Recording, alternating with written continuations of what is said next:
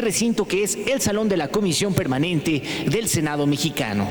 Para esta presentación literaria nos acompaña en el Presidium nuestra anfitriona, la senadora Citlali Hernández Mora.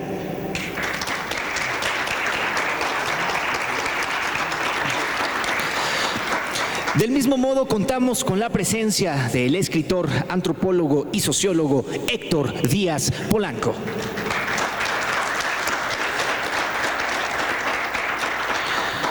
Finalmente, para conformar a este honorable presidium, contamos con la presencia de la maestra Consuelo Sánchez, escritora y autora de esta publicación.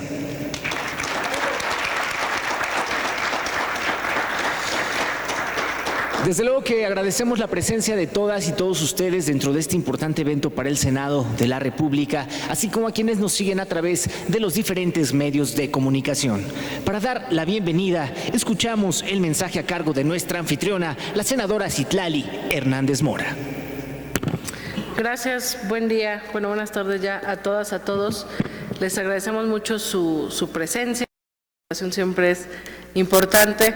Además que reconozco que entre el público ya están varios que invitan a las actividades que realizamos con el objetivo de que el Senado de la República deje de ser ese espacio alejado de la gente y ese espacio donde se discuten muchas cosas que a veces no entendemos, pero que sí las sentimos porque se deciden contra nosotros. Entonces, bueno, abrir el Senado de la República para hablar de cosas que son importantes para todas y para todos y para romper esas bardas que a veces se han puesto a lo largo de la historia entre los representantes y la ciudadanía, pues es de suma importancia. Entonces, bienvenidas, bienvenidos por eso.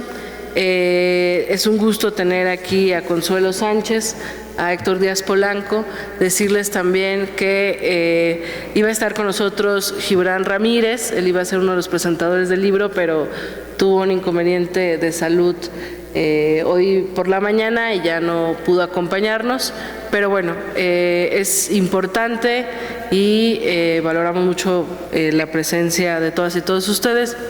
Este libro, Construir Comunidad, me parece, el Estado Plurinacional en América Latina, me parece que llega en un momento donde en México y en la región, en América Latina y creo que en general en el mundo, hay grandes discusiones profundas, teóricas, cotidianas, sobre esa condición que pareciera que de repente se ignoró y de repente se invisibilizó, esa condición plurinacional que algunos estados, que algunos países tenemos, que por supuesto México es uno de ellos, donde una noción, por un lado eurocéntrica y por otro lado una noción, yo me atrevería a decir capitalista, que trata de invisibilizar lo diferente, la pluralidad y que trata de generar moldes bajo un modo único de pensar, de ser, de vestir, que trata de imponer una cultura a veces ajena a la que histórica y tradicionalmente pertenecen los pueblos, pues ha invisibilizado a través del tiempo, por un lado, la existencia de nuestros pueblos indígenas, la existencia de nuestro origen, de nuestra condición pluriétnica, plurinacional, y por otro lado se ha generado una resistencia, yo me atrevería a decir histórica, valiente, interesante, rebelde, de los pueblos que siguen diciendo aquí estamos y estos son nuestros modos de pensar, nuestros modos de ser, así nos autodeterminamos, aquí las cosas son distintas y bueno, creo que en un momento de transformación nacional como el que vive nuestro país, este texto llega para abonar muchísimo al debate, a la reflexión entre lo teórico y lo práctico, ¿no? Que digo, Consuelo ya abordará más sobre ello, pero que digamos nos lleva a un pasaje o nos lleva como a un al texto nos lleva a la reflexión o al entendimiento de dónde estamos parados, cuáles son los avances que ya hay incluso en otros países de América Latina, donde no solo existen la condición plurinacional, sino que además se lleva a la representación en una Constitución, al cambio en las políticas públicas, al cambio en la visión de Estado. Y yo creo que en este país pues estamos iniciando un proceso distinto. Eso que hemos invisibilizado, eso que se ha ignorado, eso que incluso se ha avasallado, se empezó a reconocer desde el día 1 en el que este nuevo gobierno decidió tomar protesta, reconociendo a nuestros pueblos, reconociendo las tradiciones, reconociendo esa cosmovisión y esa concepción que está más cerca de nosotros que de otras cosas que nos han impuesto, y que yo creo que al final es a donde tenemos que regresar, al entendimiento, a borrar ciertas ideas preconcebidas con las que nacemos y entender distinta nuestra condición como nación, nuestra condición como pueblos y nuestra condición en general en ese esquema de valores que a veces se nos impone y que está muy lejos de lo que realmente somos. Entonces, bueno, sin más, decirles que la lectura de este libro creo que es fundamental porque abona muchísimo en lo que está viviendo México, en lo que ha vivido en los últimos años nuestra región, y en algo que yo creo que va a ser un fenómeno irruptivo que le dé otro sentido y otra lógica al modo en el que las sociedades vamos conviviendo y al modo en el que los estados se van conformando. Entonces, pues Consuelo, muchas gracias por estar acá. Creo que es una lectura fundamental y que va a ser de mucho pues de mucho apoyo para el debate que yo creo que se está dando en todos lados sobre muchos temas en esta cuarta transformación, donde la expectativa, la formación, la organización y la participación ciudadana se está volviendo un pan de cada día, y que tener textos para poder discutirlos, para poder reflexionarlos, para poder digerirlos poco a poco, sin duda va a ser fundamental. Y bueno, pues evidentemente, como en todas las presentaciones de libros, pues les recomiendo muchísimo que le echen una lectura, y como veo también muchos compañeros, vecinos organizados, militantes de Morena, pues decirles aprovechenlo para poder generar círculos de estudio, de discusión. Creo que es un texto que puede ayudarnos mucho a las diversas discusiones que estamos dando en este país y en este momento. Muchas gracias.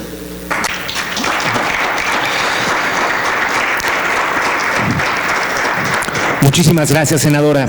A continuación, escuchamos al escritor, antropólogo y sociólogo Héctor Díaz Polanco.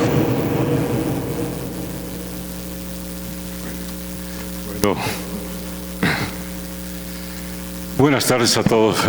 Voy a entrar de emergente para la presentación del libro, así que voy a improvisar naturalmente. Por fortuna ya he leído el libro, así que lo hago con mucho gusto. Quisiera decirles que este libro es importante de entrada porque nos permite ir estrechando la brecha histórica entre los reclamos de las diversas formulaciones sociales de la diversidad en nuestro continente y particularmente en México, y la izquierda, en este caso para México, y el proyecto de izquierda en marcha, la cuarta transformación. Es una problemática que ha causado mucho dolor de cabeza en el curso de las últimas décadas, sobre todo en la medida en que las izquierdas han ido accediendo a espacios de poder, justamente. La fortuna es que en esos espacios de poder, particularmente en los países del Cono Sur, ha habido avances fundamentales en términos, digamos, de construcción práctica de instituciones a fin de dar espacio a la diversidad. El último ejemplo destacable, por supuesto, es el de Bolivia, por eso estaba invitado el embajador de Bolivia a esta exposición. En Bolivia, como sabemos, como parte del proceso de transformación, se realizó una constituyente, cosa que no ha ocurrido en México, por la distinta configuración política, y allí se reconstruyó el Estado boliviano. De hecho, desapareció la antigua república oligárquica. Eso lo vi con mis propios ojos durante la constituyente de Bolivia, como la oligarquía boliviana desesperada gritaba "y nuestra república", en la medida en que se construía una cosa muy distinta que se llamó justamente el Estado plurinacional de Bolivia, que incluso está con ese nombre en la Constitución de la República. Es un salto histórico en América Latina en la medida en que es el primer experimento ya en marcha y por lo que se ve hasta ahora enormemente exitoso en que se está aplicando esta noción del Estado plurinacional en América Latina.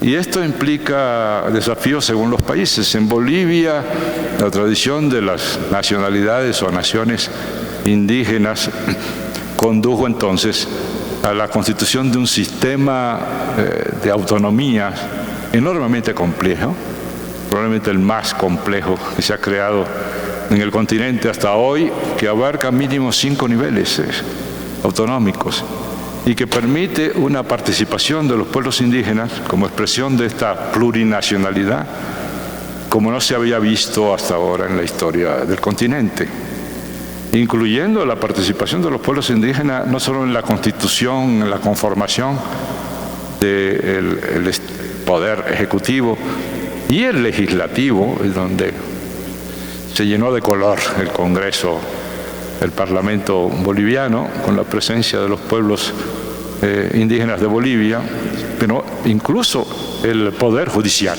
es decir, la Constitución garantiza la presencia de los pueblos indígenas en el sistema judicial hasta el último escalón, hasta el más alto escalón.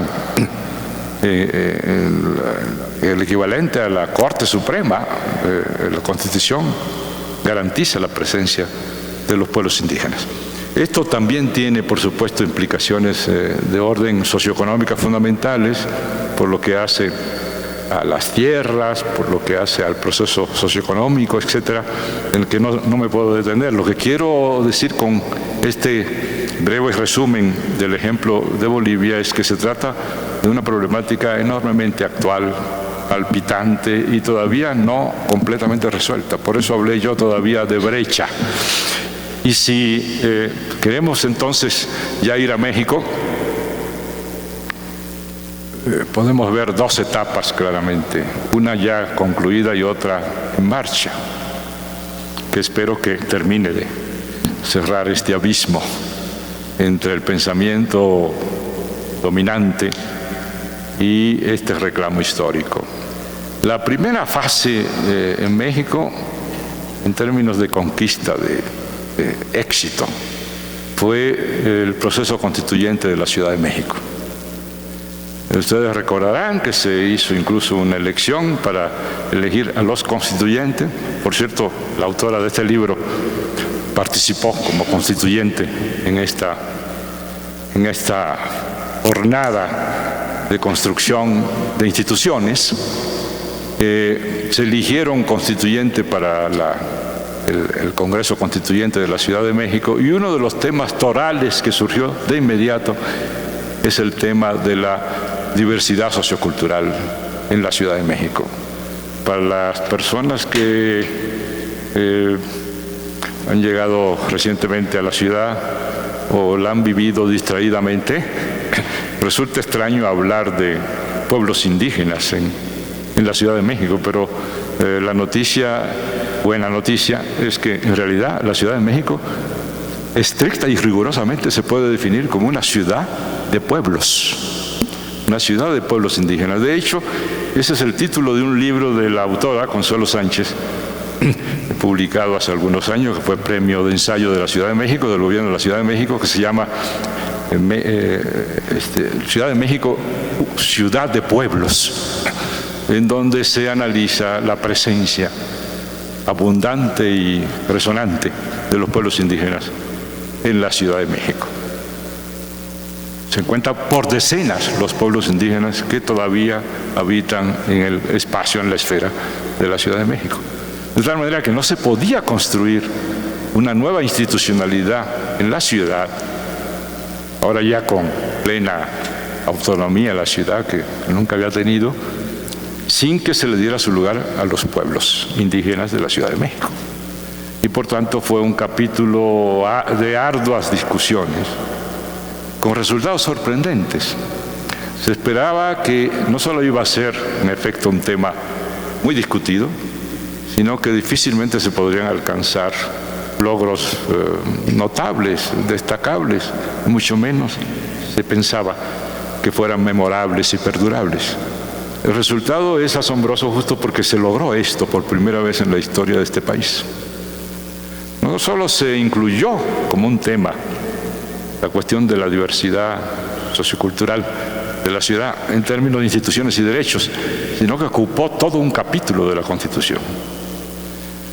En segundo lugar, para no decirlo con mis propias palabras, fue considerado por los organismos internacionales que se ocupan de este tema, sobre todo de Naciones Unidas, como el mayor logro en este tema realizado en todo el continente. Es decir, el sistema, el régimen de autonomía creado por la Constitución de la Ciudad de México fue considerado como el de más alto nivel, más alto rango logrado hasta ahora en cualquier país de América Latina. Así que se trata de un gran logro y de un salto político y cultural enorme el que se dio en la Ciudad de México. Eso ya es letra constitucional y ahora hay que empezar a ponerlo en práctica. Y ahí es donde comienzan los problemas y las dificultades. No me voy a detener en este tema porque está en marcha y además nos llevaría muy lejos, pero por lo menos ya tenemos el marco y tenemos algo muy importante que va con el marco constitucional, a un sujeto sociopolítico que son los propios pueblos que ya interiorizaron esta reforma. De hecho, participaron porque durante el proceso se les hizo una consulta a todos los pueblos con el resultado de una aprobación de más del 90% de lo que se planteaba para incluir en la Constitución, y fue el único punto en el que, por sus características, no fue sometido a debate en el pleno del constituyente.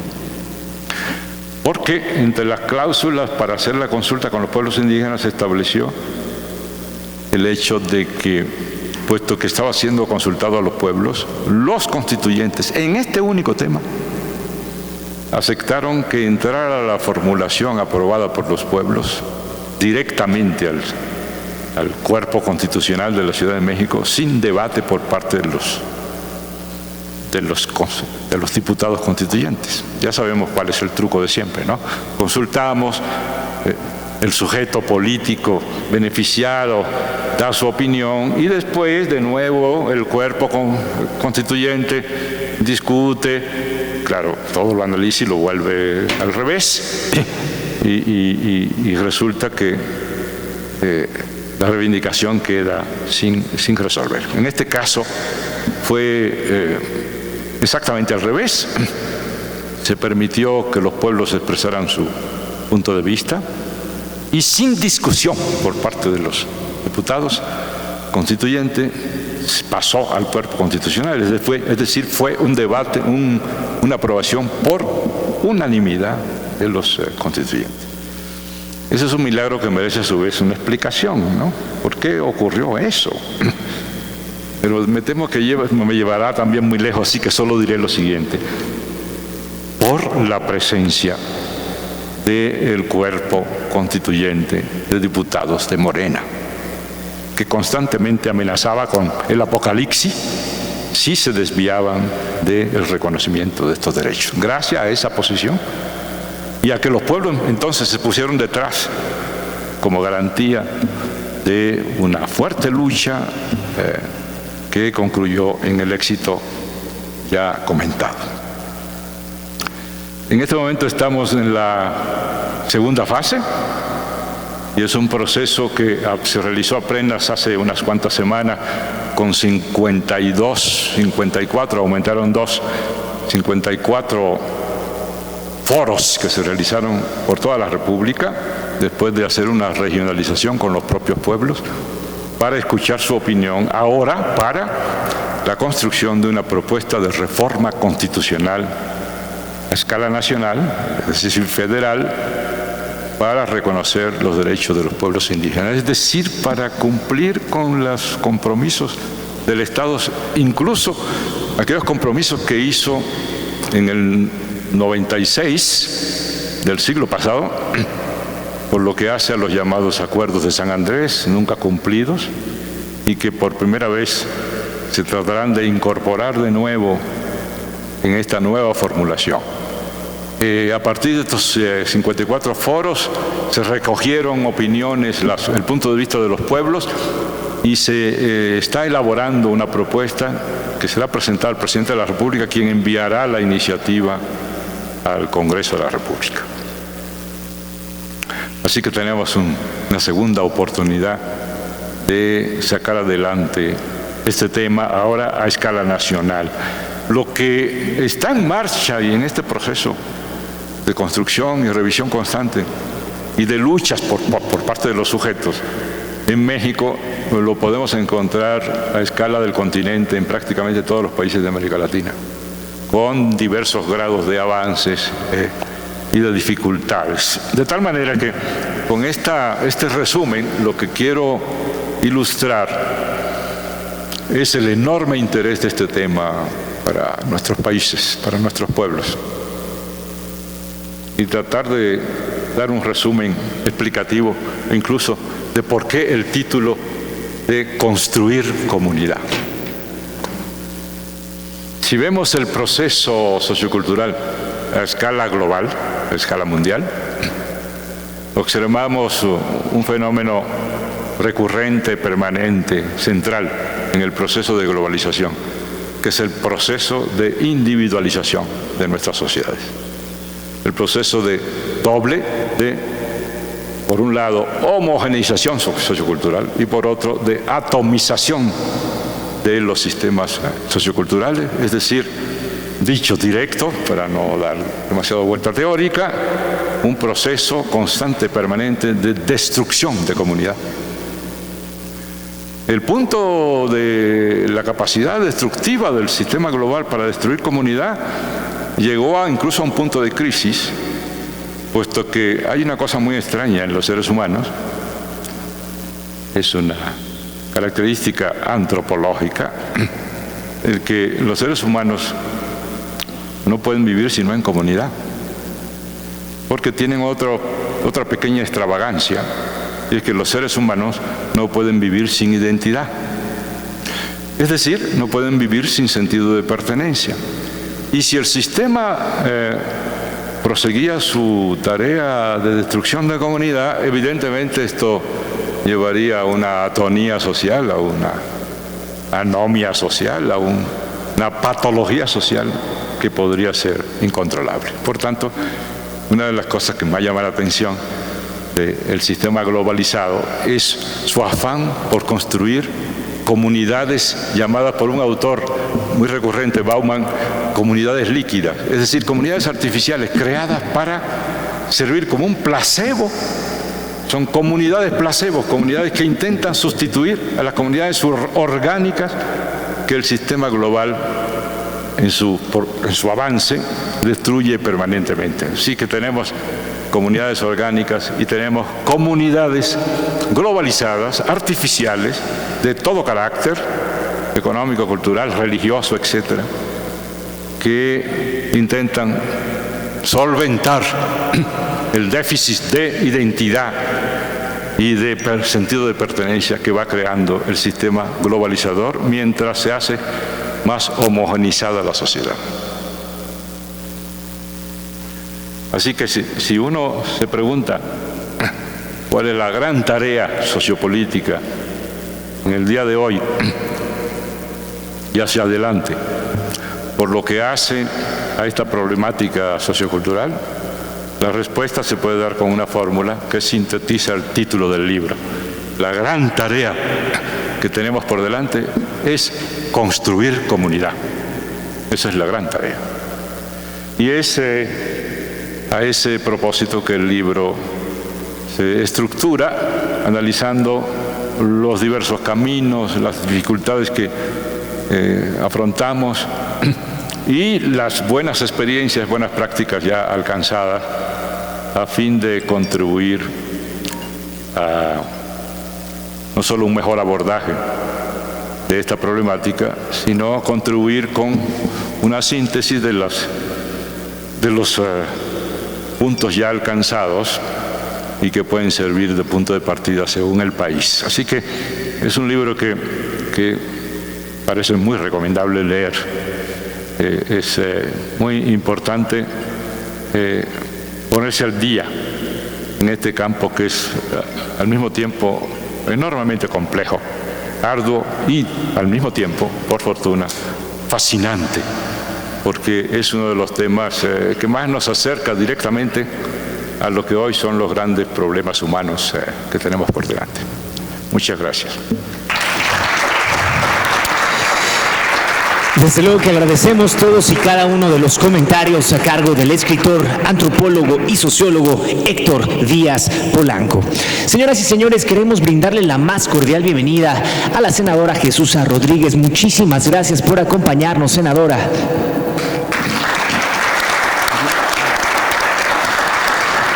Y desde luego, escuchamos el importante mensaje a cargo de la senadora Jesús Rodríguez.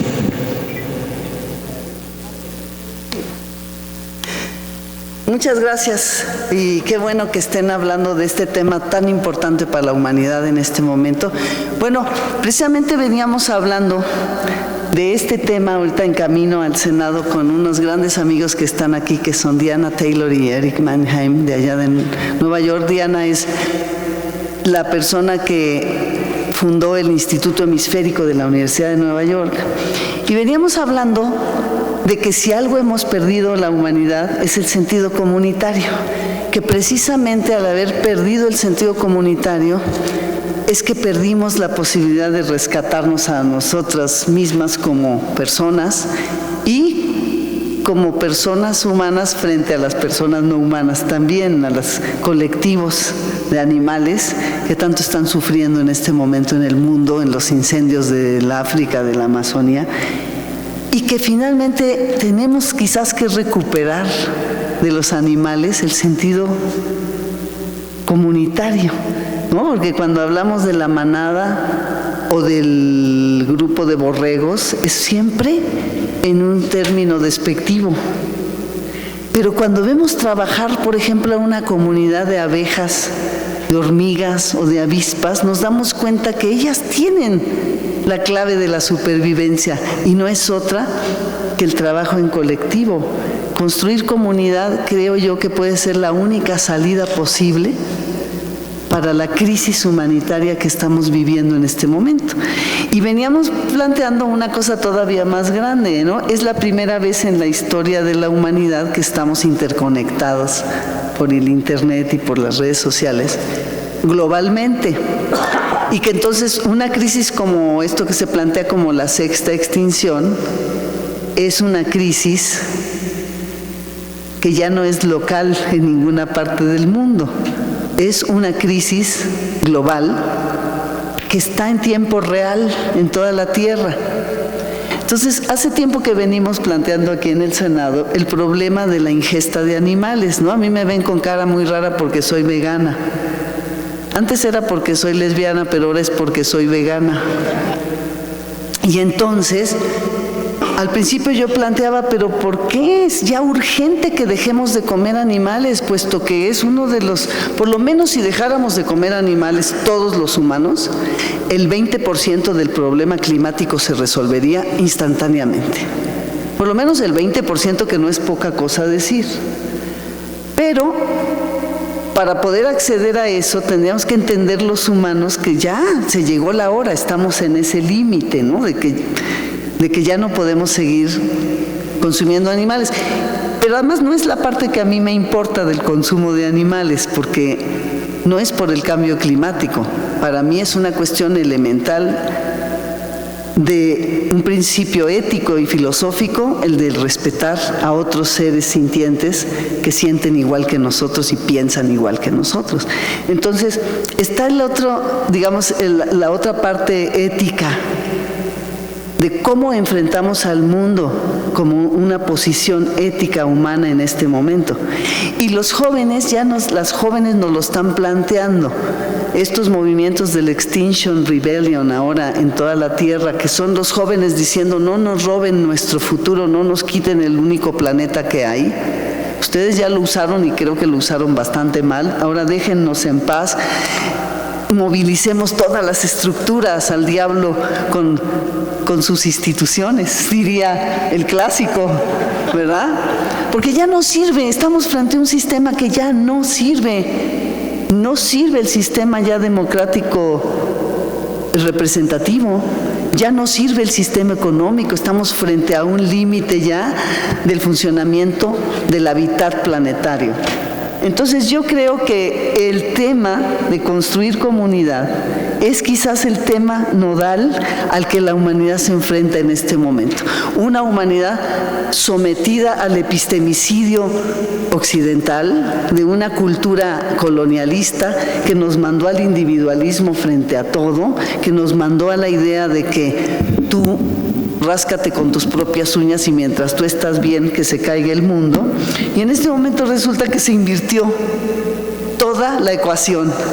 Resulta que ahora estamos frente a que si no construimos comunidad y si no estamos bien todos, no está bien nadie. Entonces, yo no he leído el libro, apenas me enteré de que estaban aquí presentándolo y me fascinó el tema, ya lo compré. Espero que lo hagan muchas gentes más. Pero no puedo hablar del libro, pero sí tengo muchas ganas de leerlo, porque siento yo que si hay un tema crucial es el de construir comunidad. ¿Quiénes han construido comunidad? Nuestros pueblos ancestrales. Si ustedes hubiesen visto la feria que hubo aquí ayer, que trajo la senadora Ana Lilia Rivera, de la Feria del Maíz, había eso que es hacer milpa. ¿Qué es hacer milpa? Es construir comunidad. El concepto que nos legaron los abuelos de hacer milpa, que no nada más es combinar los diferentes vegetales o las semillas de diferentes vegetales para nutrir la tierra, sino que es el concepto de hacer milpa, hacer comunidad, que es exactamente lo que se está planteando aquí. Así que, bueno, eso es lo que yo les puedo decir. Me parece que el tema es más que oportuno y que nos enfrentamos a esto que es construir una comunidad global.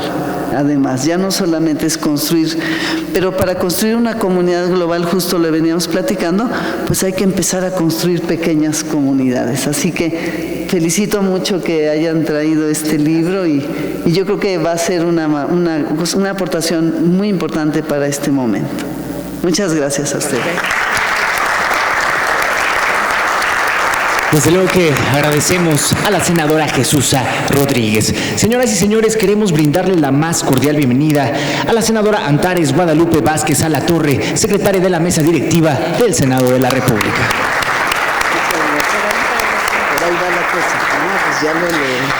Señoras y señores, a continuación escuchamos a la maestra Consuelo Sánchez para que nos comente todo lo relacionado con su obra.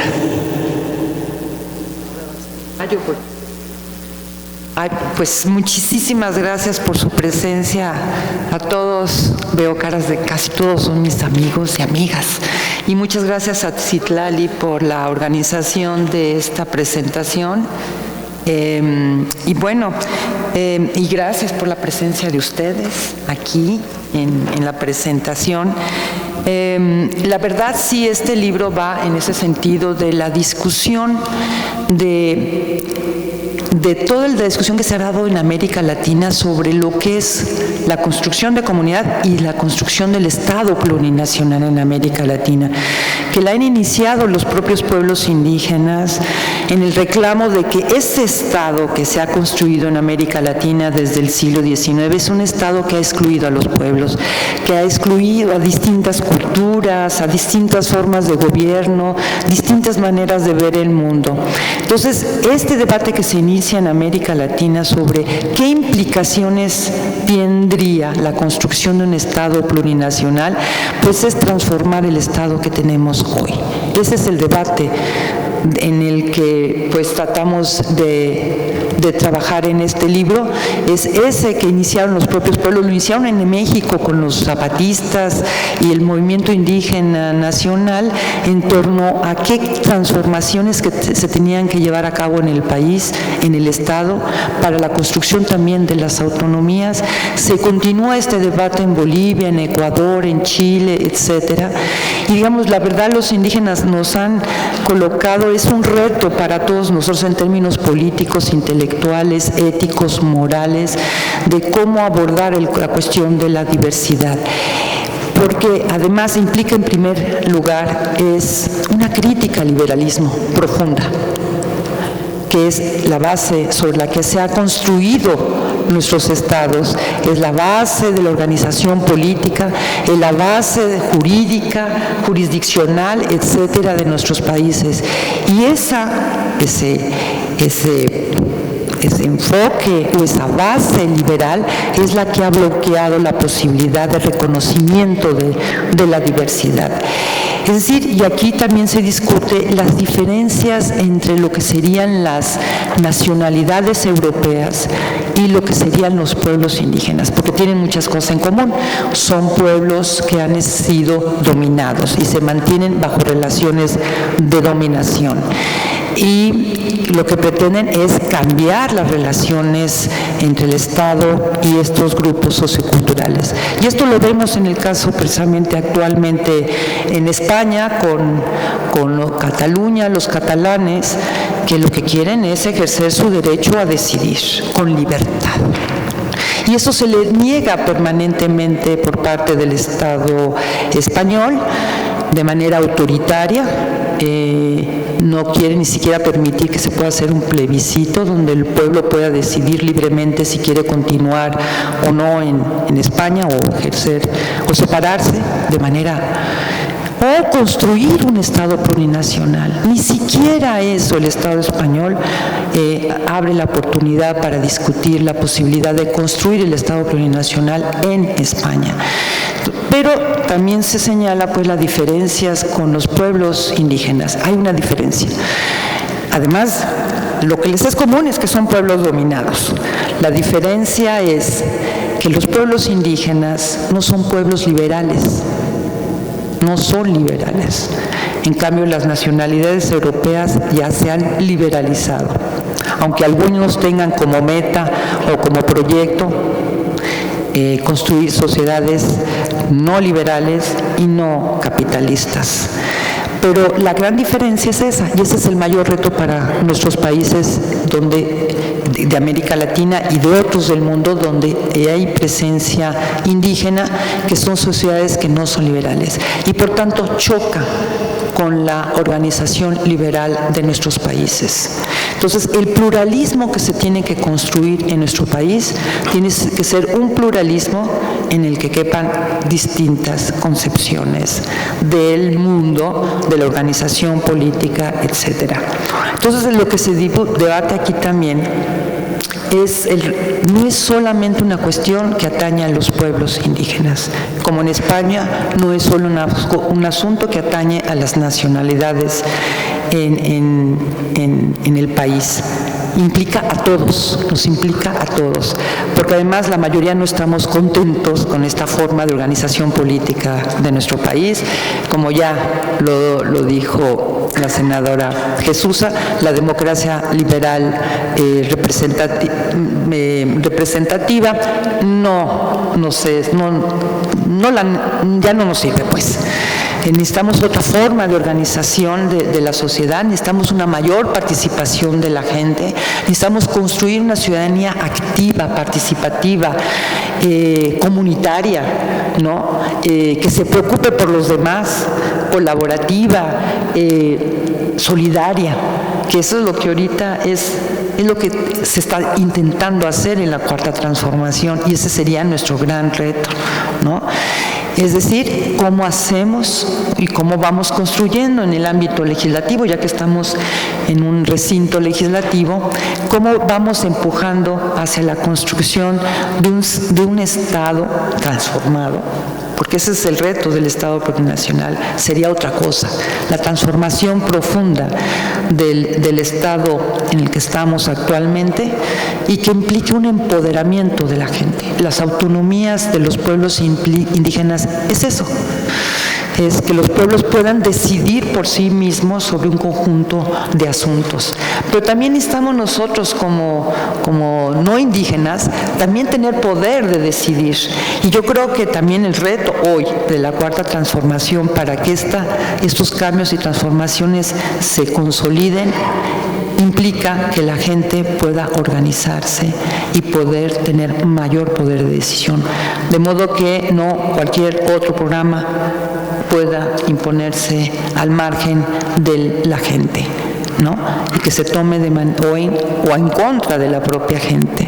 Entonces, la verdad, pues, en este libro, pues la intención es esa, ver en efecto cuáles son los cambios que se han producido en América Latina y porque implica el reconocimiento de la autonomía como parte de las transformaciones del Estado, que implica el reconocimiento de la diversidad. Las transformaciones que se han hecho en distintas partes de América Latina, en Colombia, en Venezuela, en Nicaragua, en Bolivia, en otros lugares de América Latina, donde se han avanzado en el reconocimiento de derechos, pero también cuáles son los límites, qué es lo que falta. Y la verdad, lo que encontramos siempre como un problema es la base liberal de la organización jurídica y política de los países, sea Bolivia y sean otros. Eso siempre se convierte en un problema para profundizar en los cambios y las transformaciones que se tienen que hacer. Y desde luego el capitalismo. El capitalismo, como dice Citlali, en efecto, ese es el problema de fondo. Tanto las cuestiones del medio ambiente, calentamiento global, como todas las demás, tienen que ver con el sistema capitalista que impide, por ejemplo, uno de los otros elementos de construcción del Estado plurinacional es el reconocimiento de las distintas formas de economía y de relaciones de producción y de sistemas productivos, de vida económica, de los distintos sujetos que viven y de comunidades que viven en nuestro país.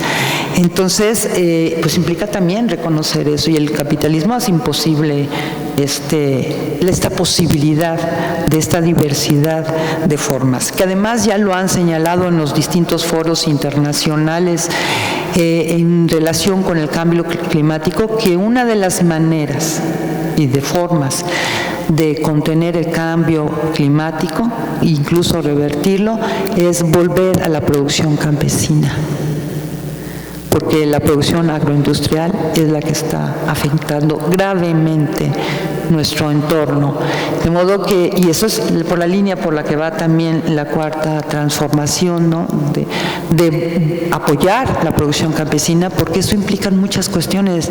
Implica volver a construir comunidad. Las comunidades campesinas fueron destruidas por este modelo que favoreció la producción agroindustrial y en contra de la producción campesina. De modo que eso implica también destrucción del medio ambiente, implica destrucción de diversidad, porque estas comunidades campesinas son las que crean y las que reproducen la biodiversidad. Su ausencia, porque todos tienen que emigrar, la mayoría fue abandonadas, estas comunidades fueron abandonadas, implicó destrucción de cultura y destrucción de comunidad, destrucción de todo, ¿no? De los lazos sociales y de todo lo que ya sabemos que ha significado para nuestro país. De modo que apoyar la producción campesina implica todo esto: recuperar la biodiversidad, recuperar las comunidades, la cultura, es decir, todo. Eso implica. Y no solamente este modelo ha afectado a México en ese sentido, en otros ha implicado destrucción de comunidad, destrucción de vida comunitaria, destrucción de cultura, de biodiversidad en el mundo. De modo que sí, en efecto, la idea de todo el debate que se ha dado en América Latina y que se intenta, pues hay un capítulo que se llama así, retomar el debate del Estado plurinacional, porque se convirtió como una moda. Durante un tiempo fue un debate y se abandonó. Y no se continuó el debate. Es decir, en América Latina se han producido movimientos, conquistas importantísimas, sociales, políticas de todo tipo, y no hemos teorizado sobre estos avances y por estos alcances en las luchas que se han dado en América Latina a lo largo de la historia. Y creo que pues hay que continuar y rescatar de nuestro propio proceso histórico en México y en América Latina para continuar sobre los cambios que tenemos que dar en nuestros países para profundizar los procesos de cambio y de transformación. Y les agradezco muchísimo su presencia y pues sería por mi parte todo. Muchas gracias. Desde luego le brindamos un fuerte, fuerte aplauso a la maestra Consuelo Sánchez por esta publicación. Señoras y señores, es momento de dar paso a nuestra sesión de preguntas y respuestas. Les solicitamos sean tan amables de alzar su mano y si pueden encender su micrófono para realizar esta pregunta. Les comunicamos que la senadora, nuestra anfitriona Citlali Hernández, será quien modere estas preguntas. Bueno, ¿les parece si tomamos las 3 manos que ya se alzaron? Respondemos y vemos si hay tiempo de otra participación. Sería 1, 2 y por acá 3. Entonces ahí tienen un botoncito y le aprietan, si quemamos de abajo hacia arriba. Ahí está. Bueno, la pregunta que yo hago es ¿qué fue lo que inspiró este libro? Y cuál es el público, sobre todo al que va dirigido, o en qué también estuvo inspirado este libro, qué es lo que quiere lograr este libro para el lector que lo lee. Sí.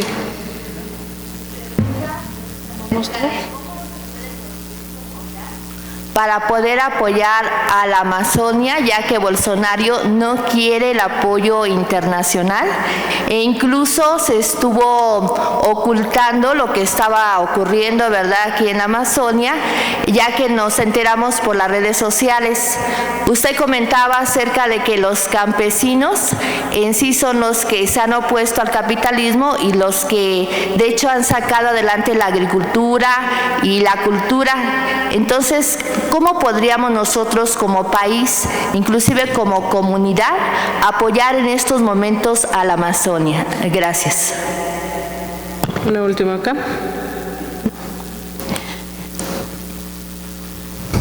Me llamó mucho la atención el título del libro, Construir Comunidad. De verdad, yo creo que es muy oportuno. Gracias por este esfuerzo que realizaste en un momento en el que en la ciudad se está dando la estratificación, se está destruyendo, como bien dicen, es la convivencia lo que nos da identidad y se está creando algo superficial.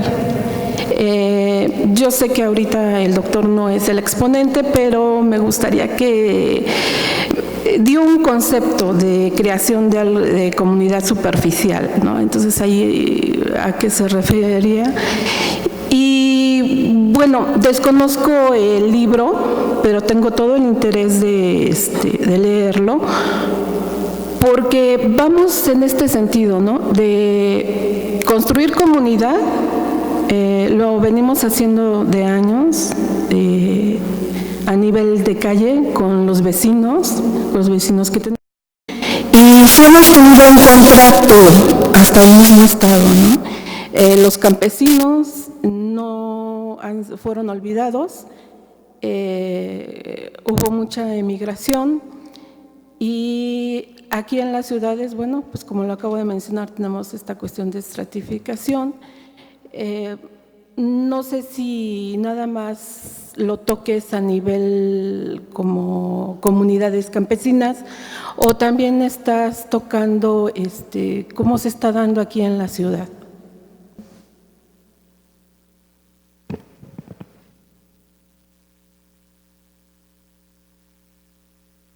Bueno, si les parece que la doctora responda a esas tres, hay 2 manos levantadas. ¿Terminamos con 2 más?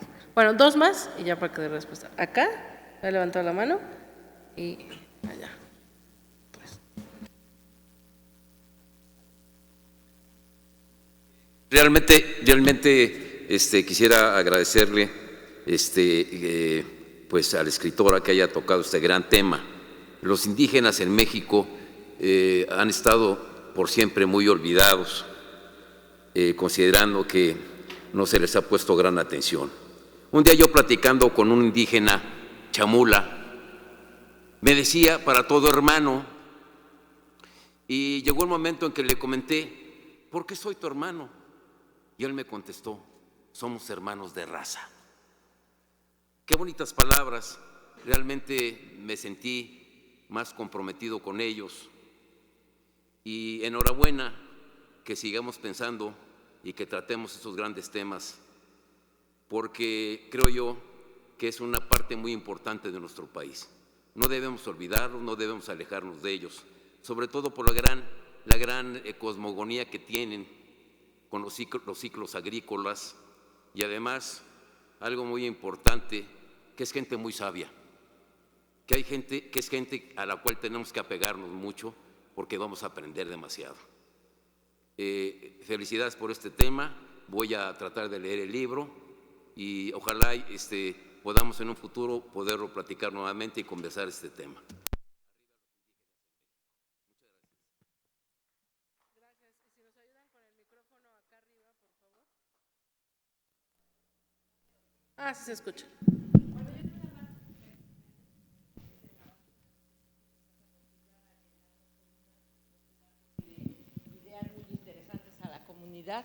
Y yo te quería preguntar concretamente en cuanto a tu libro, ¿estás haciendo como siempre un trabajo desde abajo hacia arriba para hacer la investigación de los procesos autónomos, como la gente, como las comunidades se organizan, pero también incluyes, por ejemplo, todo lo que tendría que ver con parte de las políticas gubernamentales de participación ciudadana? ¿Cómo se enfocarían o cómo se abrazarían en esos procesos, en este caso? Porque como bien lo mencionan, los países de América Latina, Bolivia, Brasil, Cuba, tienen unos procesos diferentes en la participación ciudadana, digamos lo que se le llama el poder popular, ¿no? Cosa que en México eso todavía no está. Entonces yo me gustaría saber si esa parte también la investigas y cómo enlazas la parte institucional a la parte de autonomía, porque pues a veces se tiene que trabajar parejo para que eso funcione. Gracias y muchas felicidades y te invito a que lo presentes en nuestro círculo de estudios. Oye, aprovechando, hay una última ya atrás y con eso terminaríamos las preguntas. Por favor.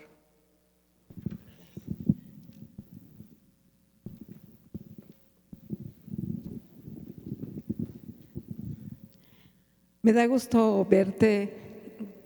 Es un placer estar contigo otra vez, Consuelo.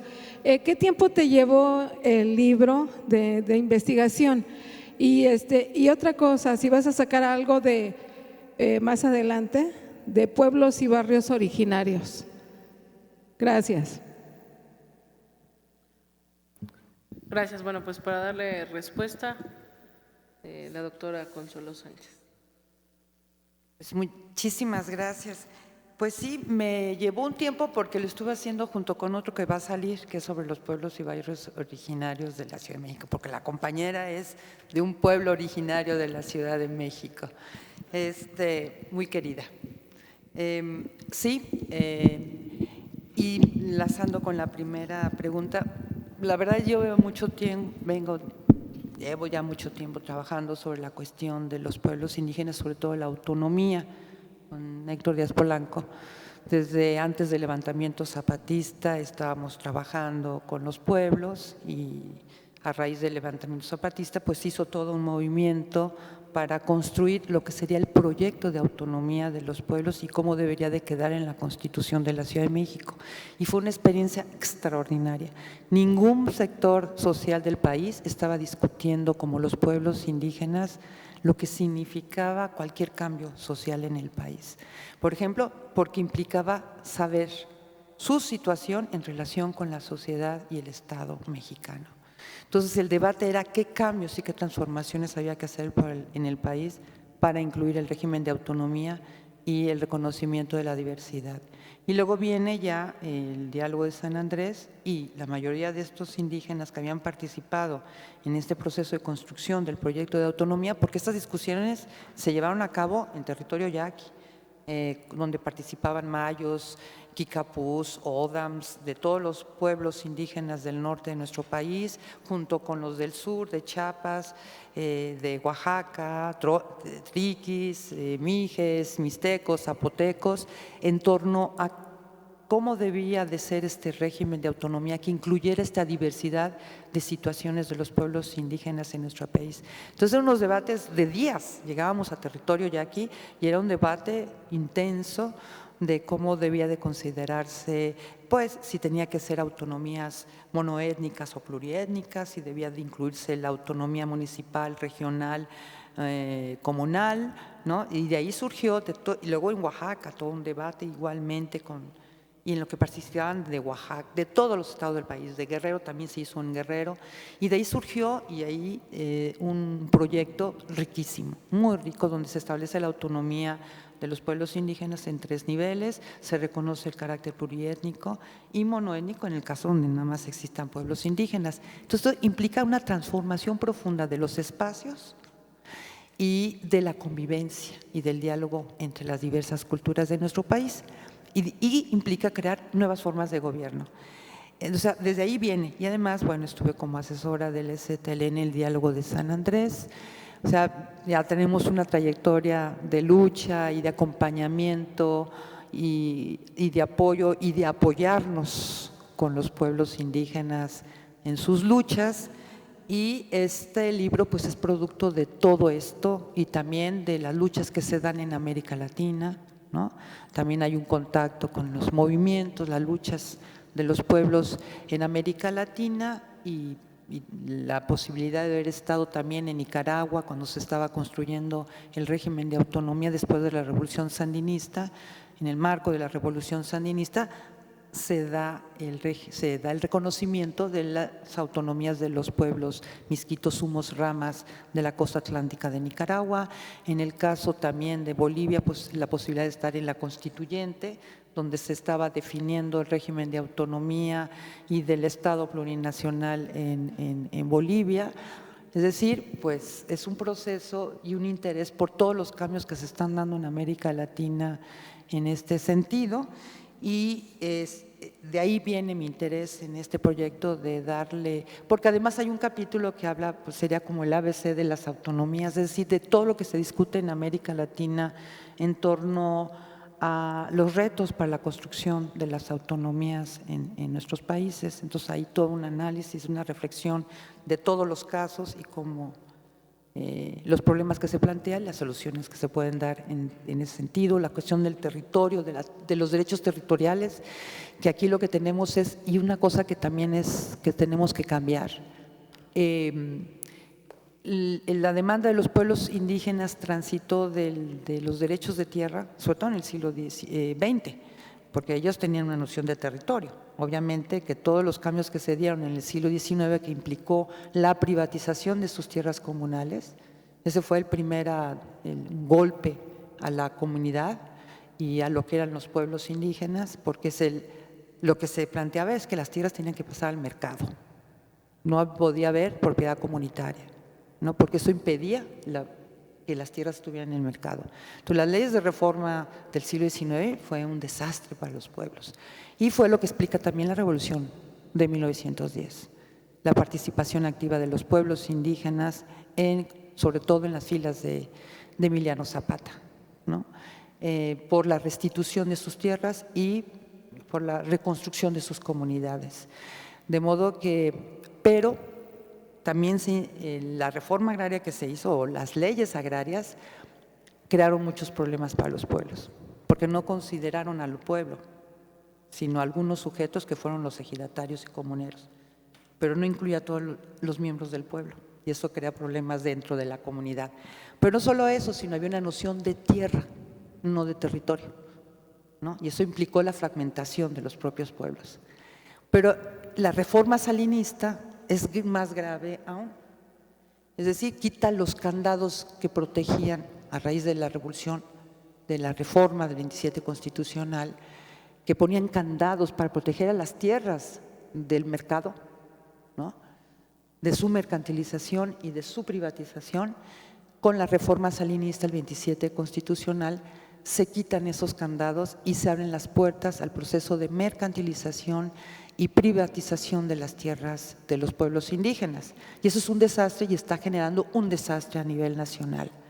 Y no digamos aquí en la Ciudad de México, donde muchos pueblos aún conservan sus tierras ejidales y comunales, y la presión de las inmobiliarias y de otros sectores por hacerse de esas tierras, pues está llevando un desastre, porque donde están las tierras ejidales y comunales de los pueblos originarios es la zona de reserva ecológica de la Ciudad de México. Y su urbanización implica un desastre para la ciudad. Nosotros sobreviviremos en la medida en que se proteja esa zona del sur de la Ciudad de México. Y es algo que nosotros luchamos en la Constituyente, que quedara claro, que necesitamos hacer una nueva relación entre lo urbano y lo rural. Y que esa zona del sur de la Ciudad de México, que es tan importante para el país, para la ciudad misma, y no solamente para la ciudad, sino todo el entorno, todo el Valle de México, es fundamental, porque es la recarga, donde se hace la recarga de los mantos acuíferos, donde se purifica el aire, etcétera. Tenemos que protegerla. Y además ahí va también la protección de los pueblos que ahí viven. Pero déjenme decirle que los pueblos no solamente están en la zona digamos, ecológica, rural de la Ciudad de México, están también en las zonas urbanas. Son pueblos que fueron urbanizados, que les destruyeron sus formas de vida totalmente, y que están urbanizados y que mantienen sus identidades. Es impresionante cómo mantienen sus identidades de estos pueblos y barrios en la Ciudad de México. También ellos tienen derechos. Entonces, el asunto de la diversidad cultural y del problema de cómo construimos un Estado plurinacional no es solo, se refiere a la cuestión urbana, a las zonas rurales o al mundo campesino, sino también a lo urbano. De hecho, la población indígena es cada vez más urbana. De hecho, en la Ciudad de México no solamente tenemos los pueblos originarios que son descendientes de los pueblos que habitaban en la cuenca de México antes de la conquista y colonización, sino también ha migrado población indígena de todas las entidades del país. Y una característica de estas migraciones, porque antes venían y se integraban a la cultura dominante y se asimilaban a la cultura chilanga, etcétera. Ahora no, lo que intentan es mantener su identidad, ¿no? Mantener su lengua y que se le reconozca su lengua, y que sus hijos puedan mantener y continuar con su lengua. Entonces, eso lo incluimos en la Constitución de la Ciudad de México. Ya aquí en la Ciudad de México es la ciudad más multilingüe de América Latina, por lo menos, porque ya hay hablantes de todas las lenguas indígenas del país, aquí en la Ciudad de México. Y hay que garantizarles sus derechos lingüísticos, ¿no? Y estos son retos para la Ciudad de México, para el gobierno de la Ciudad de México y para todo el país, porque implica crear las condiciones para que esos pueblos no pierdan sus lenguas, que como ya saben, están en proceso de extinción muchísimas, incluyendo el náhuatl. Porque el náhuatl, hay varias variantes del náhuatl. Y como es la lengua más hablada en el país, se cree que no hay problema con el náhuatl. Y no, sí hay problema. De hecho, una variante del náhuatl es la que se habla en Milpalta. Y en Milpalta hay ya nada más unos cuantos hablantes de ese náhuatl, ¿no? Y eso tiene que ver, esa pérdida de la lengua tiene que ver precisamente con toda esta política de rechazo a la diversidad del país, ¿no? Además, esta discriminación que se hace hacia el que habla una lengua distinta al español, ¿no? Que habla una lengua indígena. Entonces, tenemos que cambiar eso, todas esas condiciones. La verdad, construir un Estado plurinacional, construir, eso implica unos retos tremendos, porque estamos acostumbrados a que todo es muy fácil, todo es homogéneo, ¿no? A todo el mundo se le trata como si fueran igualitos, y eso pues tendría que cambiar. Las escuelas tienen que cambiar, los programas de las escuelas tienen que cambiar, los niños mestizos tienen que aprender que esta es una sociedad diversa, que tienen que aprender, es decir, en todos los ámbitos, en el sistema judicial, tienen que aprender que somos una sociedad diversa y que hay distintos sistemas normativos, ¿no? Y que tienen que reconocerlos. Es decir, son retos tremendos que se están dando en muchos países de América Latina, muchos. No es algo nuevo, y eso tiene que ver con la respuesta a la pregunta de, pues, la cuestión de la institucionalidad, ¿no? Los retos que implican, sí, hay que crear nuevas instituciones, ¿no? Que respondan en materia de salud, por ejemplo. Para los indígenas tienen una noción de enfermedad y de sanación muy diferente a la que nosotros tenemos, ¿no? Es decir, en cada uno de los campos, y además ellos quieren participar, y la autonomía implica eso, que los pueblos puedan participar y decidir en el diseño del sistema de salud, de educación que se imparten en sus territorios. Entonces, eso lo reconocimos en la Constitución de la Ciudad de México, lo logramos que se instituyera la autonomía, que implica, entre otras, que los pueblos puedan participar en el diseño de todas las políticas públicas que se desarrollen en la Ciudad de México. Y a veces hay mucho temor a la autonomía. Se cree que eso genera ingobernabilidad. O que, bueno, ya no digamos que en la época se decía que la autonomía, para rechazarla, cuando el zapatismo, implicaba crear un Estado dentro del Estado, lo cual es falso. No tiene nada que ver eso. Es darle más poder a la gente para participar, para autogobernarse, es eso. Y miren, nada que ver con esa idea de que eso generaría más ingobernabilidad, al contrario.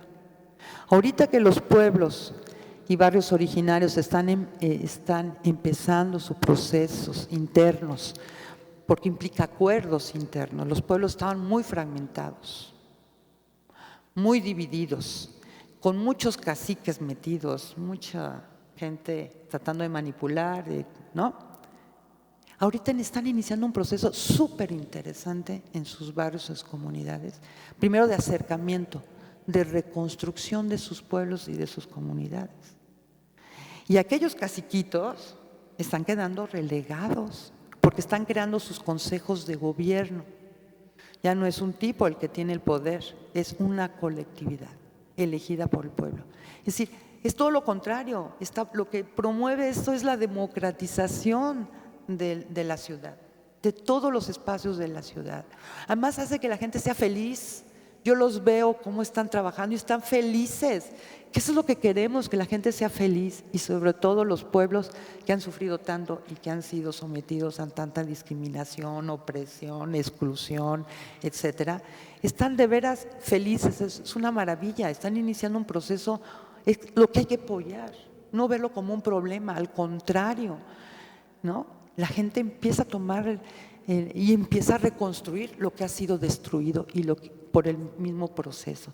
Y lo mismo cabe para todos nosotros. La idea no es nada más los pueblos, es cómo todos reconstruimos nuestra comunidad.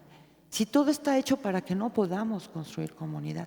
Y esa era la discusión dentro de Morena, de cómo la autonomía, de organizar la autonomía de los pueblos en la Ciudad de México y de los derechos de las comunidades indígenas residentes en la Ciudad de México y de la población que está en tránsito en la Ciudad de México, porque es la más vulnerable. Nadie la ve y es la que llega en las peores condiciones porque no tienen nada. Eso se le reconoce en la Constitución de la Ciudad de México. Pero lo que queríamos en Morena también, y es lo que discutíamos, ¿cómo empoderamos a los no indígenas? Tenemos que crear también la autonomía, el autogobierno de los no indígenas. Y eso nos llevó mucho tiempo, no llegamos, porque tienes que crear una institucionalidad. No es nada más, porque también incluimos, y están en la Constitución, la revocación del mandato, la consulta, el plebiscito, etcétera, todos estos instrumentos de participación ciudadana. Pero no saben qué trabajo nos costó, porque, como dice ahora el presidente, te ponen un montón de candados para que sea prácticamente imposible hacer la revocación del mandato, la consulta, el plebiscito, etcétera. Te piden tantas, y eso lo debatíamos, porque los otros, de los otros partidos, ponían muchas condiciones, ¿no? Que para hacer la revocación del mandato, no sé, un número de firmas de los ciudadanos que decías tú, oye, pues es imposible, ¿cuándo lo van a lograr? ¿No? Entonces nosotros queríamos bajarle a los porcentajes para hacer más, para que pudiera realizarse más fácilmente, ¿no? Hacerlo más efectivo. Pero eso, y eso viene en mi trabajo lo que tú preguntabas, en efecto, viendo en otros países de América Latina qué han hecho, porque también incorporan todos estos elementos de participación ciudadana, pero no son suficientes. Entonces, pero hay la idea de construir nuevas instituciones. En el caso de Venezuela, crean lo de las comunas. Entonces, crean una forma de organización en distintos ámbitos y además les dan muchos poderes económicos, y se crea el Banco de las Comunas, etcétera, ¿no? Es decir, en el caso de Bolivia y de Ecuador, hay también el intento de crear y construir una institucionalidad que tienes que crear. Está aquí el caso de la participación, la de los comités ciudadanos, pero hay que trabajarle mucho, porque no tienen casi poderes, se han corrompido, los partidos ahí han llegado y realmente no participa la gente. Luego además no tienen casi poderes, van con la alcaldía o la delegación y les dice que no pueden, no les dan, no. Lo hemos vivido. Entonces tienes que dar más poder, eso lo tendríamos que revisar para dar, pero requiere crear una institucionalidad, ¿no? Y ahí hay que trabajarle, pero en Morena lo estuvimos discutiendo, decíamos, ¿cómo vamos a empoderar a la gente? ¿Qué tenemos que hacer para que tenga más poder? Entonces sí hay aquí una reflexión en ese sentido, ¿no? Es muy interesante, por ejemplo, bueno, es toda la discusión que se ha dado en América Latina, porque ha habido el mismo interés, en todos lados hay interés de que en Europa y en todo el mundo, de que este sistema de gobierno democrático, que para nosotros no lo ha sido, ¿verdad?, liberal, representativo, pues no es suficiente, no impide, bloquea, está hecho para bloquear la participación de las mayorías, está hecho para eso. Entonces nosotros tenemos que crear nuevas formas de organización de la sociedad, en términos políticos, que dé más poder a la gente en la toma de decisiones, que pueda autogobernarse la gente, ¿no? Todos, de manera colectiva, porque eso es lo que promueve la colectividad, lo comunitario, porque entonces nos obliga a discutir colectivamente qué es lo que conviene, no solamente en nuestro ámbito local, sino también en nuestro ámbito municipal, estatal y nacional y global, como el problema de la Amazonía, ¿no? Cómo apoyar el desastre, porque además en la Amazonía hay cientos de comunidades y de pueblos que están ahorita sufriendo horrible, amenazados por este proceso y que tienen derechos, y ya dijo el señor Bolsonaro que no los va a reconocer. En la Constitución hay un proceso de limitación de las tierras, de los territorios de los pueblos indígenas de la Amazonía, y se ha parado, hay muchos intereses ahí. Es un desastre lo que están haciendo allá, porque están estos intereses de las agroindustrias, etcétera, de las mineras, que no les interesa lo demás. Si desapareciera para ellos en la Amazonía les dará igual, pero nuestro deber es esa solidaridad internacional, porque en efecto nuestra lucha va a tener que ser internacional. No sé, tenemos obviamente que hacer nuestras luchas nacionales y nuestras luchas locales y nacionales, pero tenemos que hacerlas con los demás. No vamos a avanzar si no lo hacemos junto con los demás países de América Latina y con los demás países del mundo. Y en el caso de la Amazonía tenemos que apoyar al pueblo de Brasil que está enfrentando este gobierno fascista, ¿no? Y que está destruyendo la Amazonía. Entonces tenemos que apoyar, pero decirlo, como que nos estamos viendo muy lentos de apoyar a los pueblos de Brasil, ¿no? Y bueno, pues no sé si respondí a todas. Además, sí. Sí. Hay 3 preguntas. Bueno, entonces hay 3 preguntas más, si les parece, bueno, creo que como 4. Si les parece, con eso vamos cerrando. Inicias tú y vamos a seguir subiendo y bajando, ¿no? Adelante. Bueno, antes que nada, buenas tardes. Quiero agradecer a la senadora y a los ponentes y felicitaciones por el libro. Mi nombre es Noé Alarcón y mi pregunta es, me llama la atención el título que va a construir comunidad, ¿no? Enfocado incluso a América Latina. Mencionaba de los pueblos indígenas y deseaba saber a su percepción cuál es el obstáculo o ha sido el obstáculo más grande que existe en América Latina y en todos los pueblos existentes en relación a un entendimiento. Si bien han existido mecanismos de integración que no han prosperado en diversos rubros, ¿es en base a qué? Existimos con una pluriculturalidad que nos ha marcado, ¿no? Como hermanos latinos. Pero ¿por qué no ha prosperado este entendimiento? ¿Y por qué si hay regiones como Europa, Unión Europea, e incluso los tigres asiáticos, que sí han logrado tener mayor entendimiento? ¿Por qué nosotros no podemos avanzar en ese aspecto? Gracias.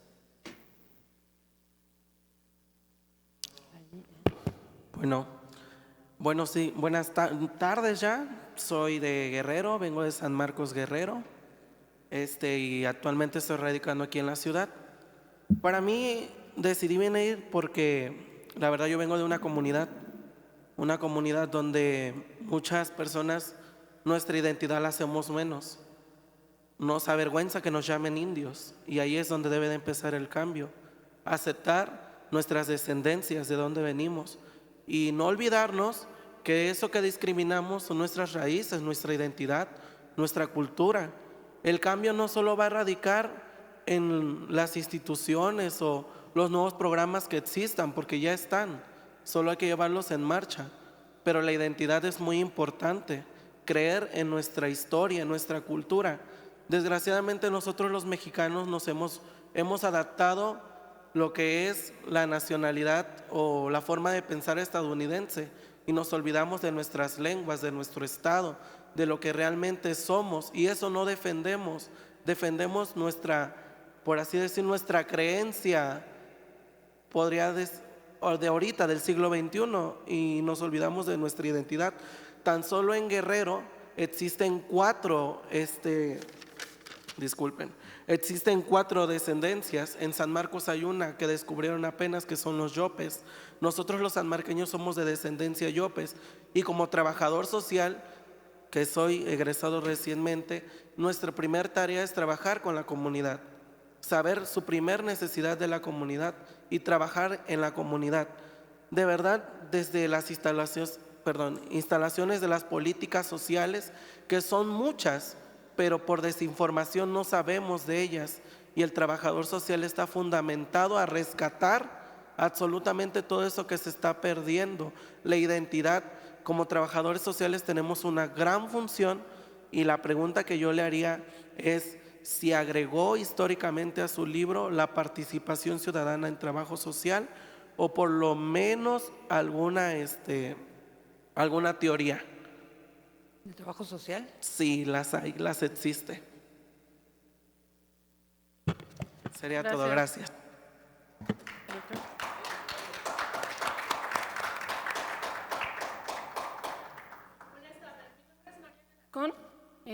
Mi mi comentario y mi pregunta sería, sabemos que el capitalismo ha sido la fuente de desigualdades en todo el mundo. Responde más que a la comunidad, a la demanda del mercado, en este caso. La cercanía de México con Estados Unidos en esta reconstrucción de la comunidad y de las comunidades, ¿cómo se vería afectado con esta presión que Estados Unidos siempre ejerce sobre México? Esa sería mi pregunta. Muchas gracias. Gracias. Adelante. Buenas tardes. Mi nombre es Sergio Morales, soy abogado y al igual que mi amigo, mis papás son originarios del pueblo de San Marcos Guerrero. Entonces quise hacer el uso de la voz para felicitarlo y pues coincidir con él aquí es un gusto. Y también me gustaría solamente hacer un pequeño comentario acerca del libro, la que no lo he leído, pues estamos aquí en la presentación, pero yo considero importante la inclusión, ¿no? Eso de construir comunidad, para mí es un concepto pues demasiado amplio, en el cual todas las personas que estamos aquí conformadas podemos aportar algo para realmente crear un consenso o tal vez, como lo comentaban, de las instituciones o crear una institución donde realmente se tomen los temas necesarios para llegar a, no sé, la solución de algún conflicto o el entendido de eso. Entonces considero importante la inclusión y la felicito realmente por la publicación de este libro de Construir Comunidad y enhorabuena. Que vengan muchos éxitos. Gracias. Adelante. Buenas tardes. Antes que nada, pues agradecer el espacio aquí del Senado de la República y bueno, felicitarte. Y bueno, pues yo vengo en representación de los más de 15,000 integrantes de los comités ciudadanos y consejos de los pueblos de la Ciudad de México. Y bueno, pues aquí estoy en representación y buscando oportunidades, tocando puertas y agradecer y bueno, pues invitarlos también a que se sumen.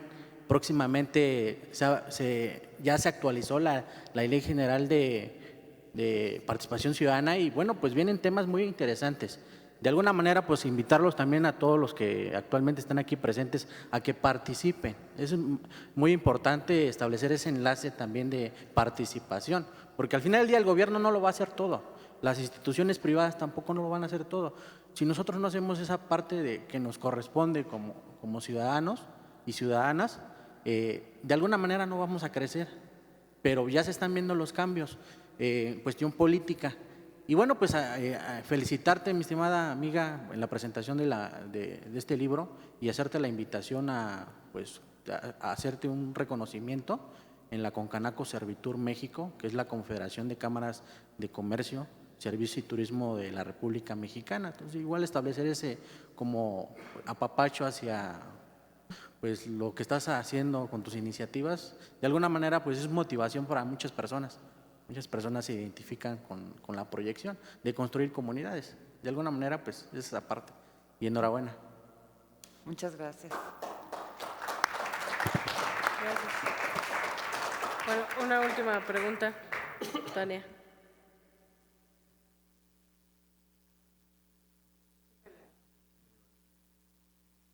Bueno, muchísimas gracias.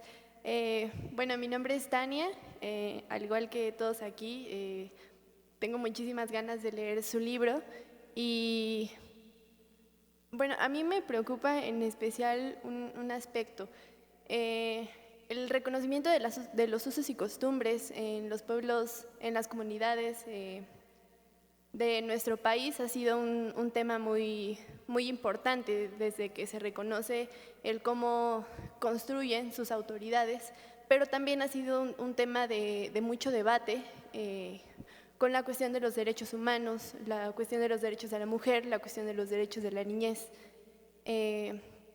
¿Usted cómo consideraría que sería bueno trabajar respecto a los usos y costumbres? Porque obviamente existe un choque entre si respetarlos y preservarlos, además porque finalmente también son parte de estas enseñanzas y de estas prácticas incluso ancestrales, pero que llegan también a chocar con los derechos de las mujeres, principalmente de las mujeres y de los niños en estas comunidades.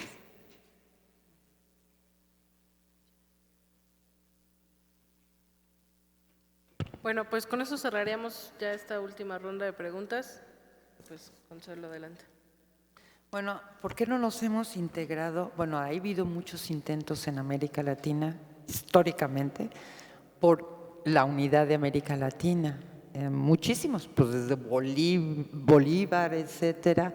Históricamente ha sido la pretensión de la unidad. ¿Por qué no se ha logrado? Por los Estados Unidos. Y porque además hay distintos intereses y proyectos en cada país, ¿no? Proyectos que están más ligados a los intereses norteamericanos en cada uno de nuestros países, ¿no? Proyectos que están más interesados a los intereses norteamericanos y proyectos de orden popular, nacional.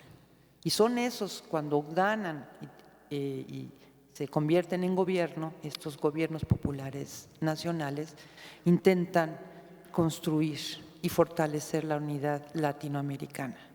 Pero como hemos visto, cuando llegan gobiernos de derecha, pues su mirada es Estados Unidos y romper cualquier unidad latinoamericana.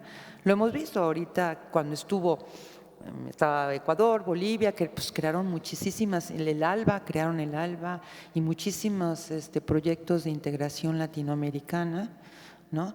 Pero siempre están bloqueadas y si en esos países llega de nuevo la derecha, ¿no? En Brasil o en Argentina, etcétera, pues se echan para atrás, debilitan el proceso de integración, ¿no? Entonces tiene que ver mucho con quien esté en el gobierno en cada país para fortalecer la unidad, la latinoamericana y todos los proyectos, porque hay proyectos maravillosos de integración latinoamericana. Por ejemplo, en términos de apoyo económico, de intercambio, etcétera, maravillosos, ¿no? Y desde luego acabar con los bloqueos que existen para Cuba y Venezuela, que es un desastre, que eso sí afecta muchísimo a los pueblos. Entonces necesitamos la unidad para acabar con esos bloqueos y poder fortalecer nuestro propio proyecto de desarrollo como países latinoamericanos, ¿no? Pues depende de eso y por eso tenemos que apoyar a todos los gobiernos progresistas en América Latina. Es una felicidad cuando gana cada uno, cuando ganan, ¿no? Para nosotros y para ellos es una felicidad que haya ganado AMLO. Es una felicidad, están felices porque haya ganado, porque eso implica un cambio en la perspectiva hacia América Latina, ¿no? Y de búsqueda de mayor acuerdo, mayor entendimiento, acercamiento y sobre todo por lo que nos importa a nuestros países, ¿no? Es decir, el bienestar de la mayoría de la población. Y claro, pero si está a la derecha, pues lo que le interesa es otro modelo de sociedad que está vinculado a los intereses norteamericanos. Por eso, pues, tenemos que continuar por esa línea, ¿no? Y sobre los usos y costumbres, a lo de si hay un desarrollo teórico sobre el trabajo social, pues no, pero puede ayudar mucho. No hay un desarrollo específico sobre lo que sería el trabajo social, ¿no? Pero bueno, va en esa línea de cómo abordar la problemática de la diversidad cultural en nuestro país, ¿no? Y sobre los usos y costumbres, ese es un gran debate, ¿no? Las propias mujeres indígenas han planteado la necesidad de revisar sus propios usos y costumbres y tradiciones que violentan sus derechos como mujeres, ¿no? Ellas mismas están llevando a cabo ese proceso y es lo que hay que apoyar.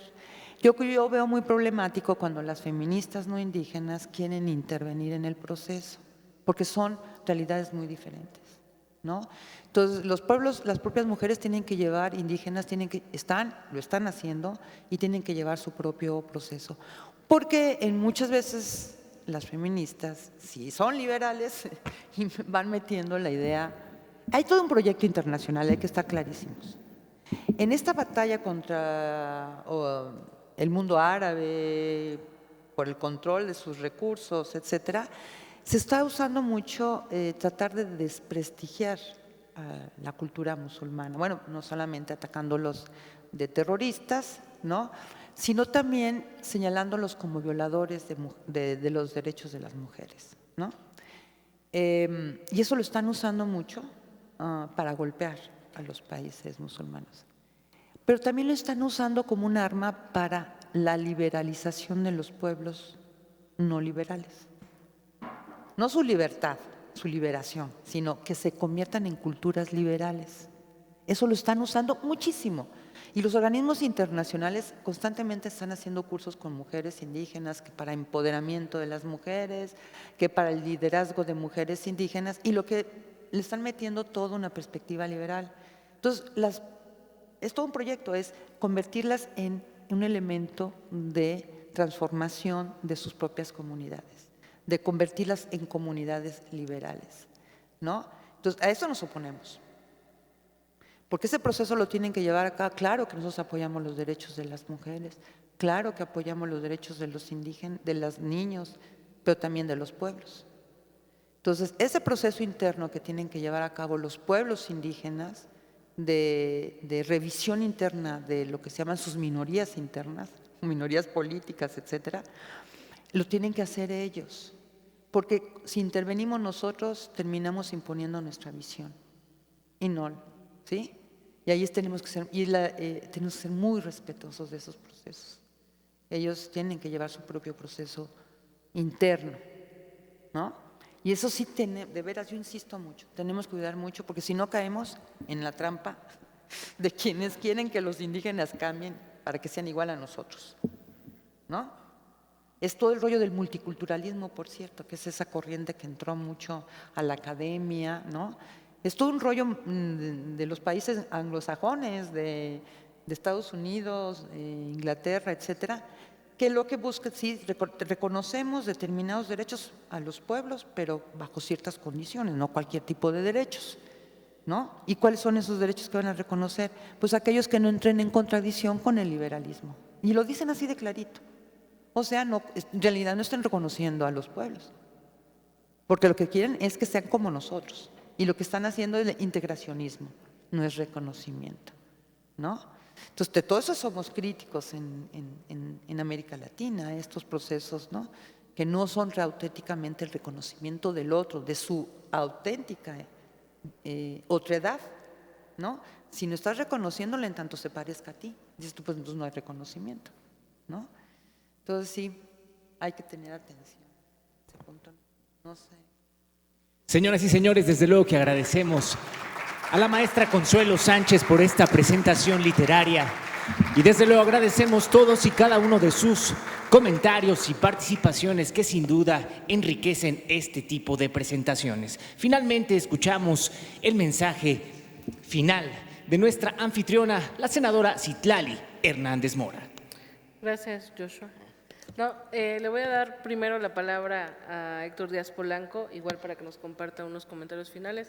También muy breve, si la senadora Antares nos quiere hacer unos comentarios finales para ir cerrando y agradeciendo nuevamente la participación de todas y todos.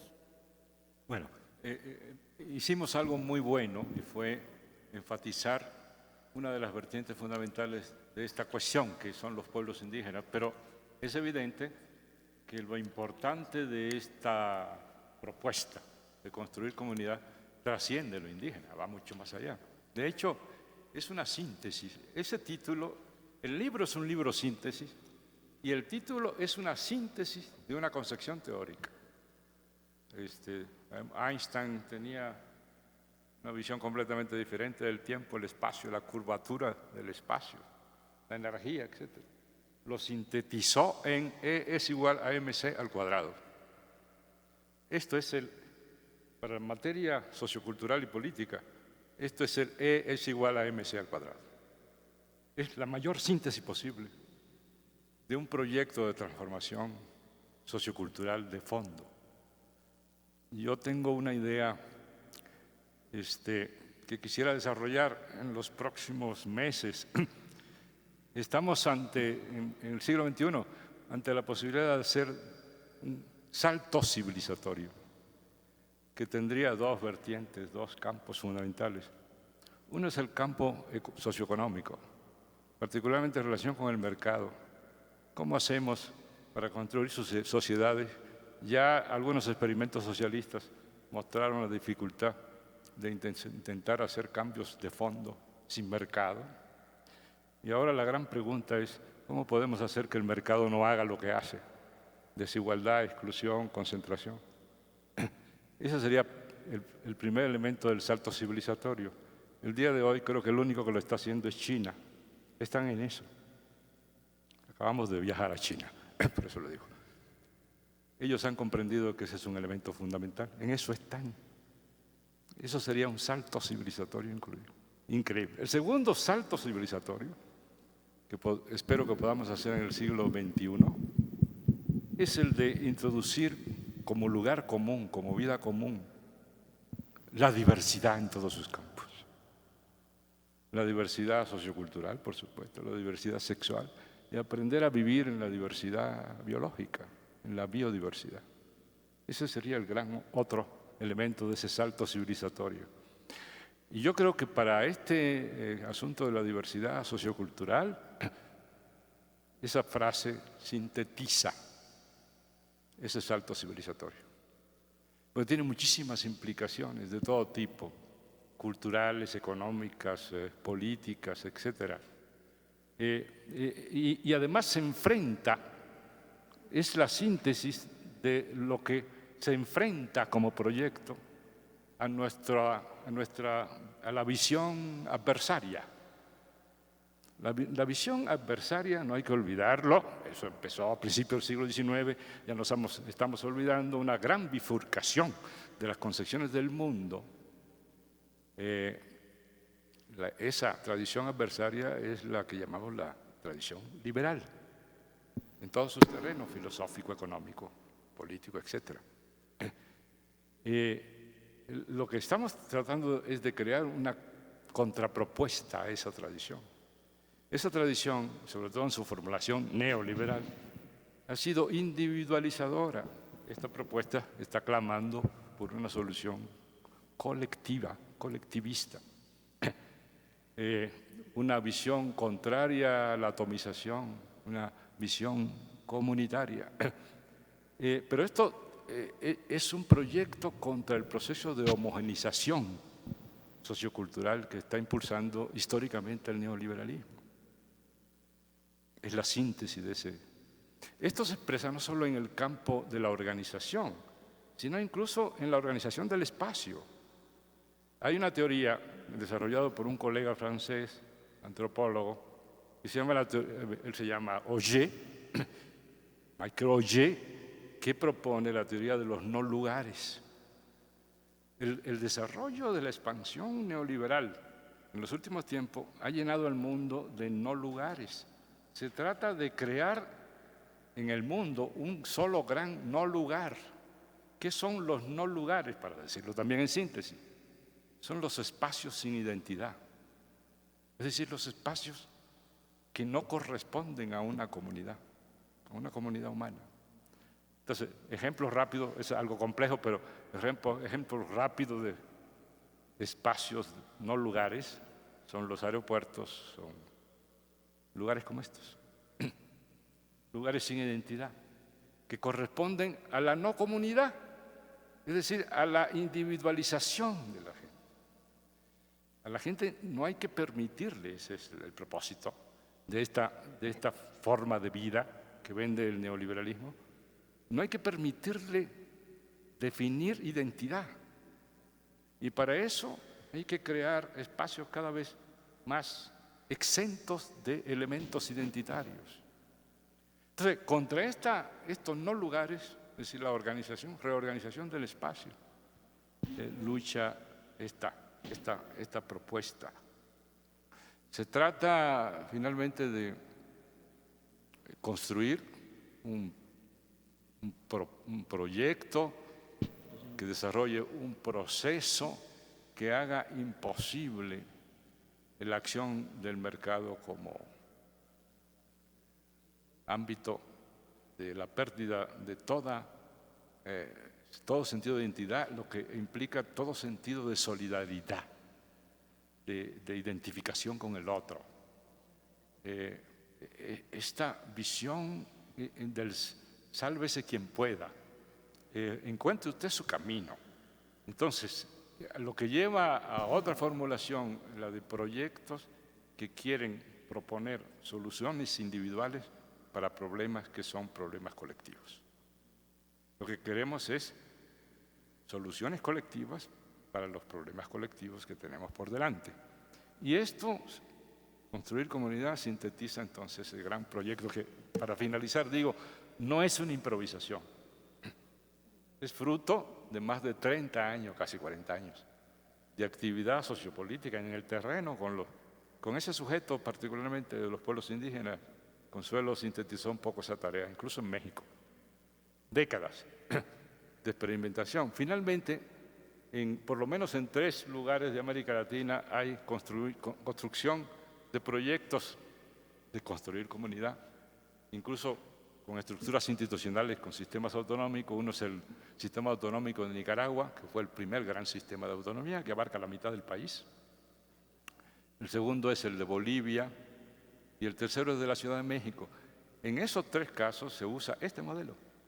Es una teoría que fue construida en México y que sirvió para hacer esos cambios en otros países, pero que no se había aplicado en México hasta el caso de la Ciudad de México, y espero que ahora pasemos a lo nacional, es decir, que consumamos lo que producimos.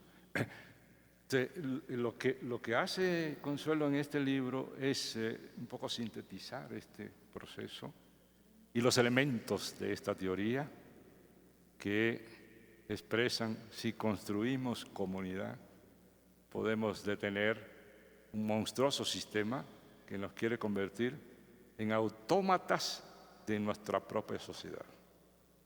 No debe olvidarse algo que recordamos siempre cuando hablamos del neoliberalismo y pensamos en 2 monstruos, Margaret Thatcher y Ronald Reagan, y pensamos en la frase terrible de Margaret Thatcher: no hay alternativa, ¿no? ¿Se acuerdan de esa frase? Pero yo no creo que esa sea la mayor y más terrible frase de Margaret Thatcher. Margaret Thatcher dijo una segunda frase, más terrible todavía. Dijo: la sociedad no existe. Contra esa noción, que quiere decir olvídense de lo colectivo, solo existe el individuo, dijo Margaret Thatcher, decimos no, construir comunidad. Gracias.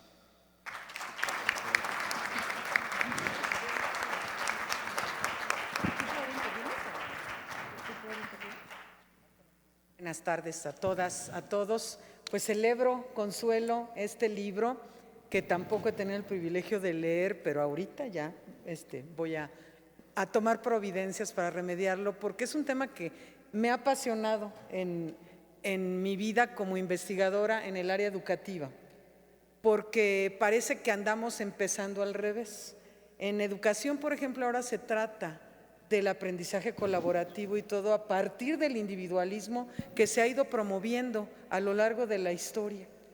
Y resulta ahora cada vez más complicado construir comunidad como se debe cuando era el origen en la humanidad.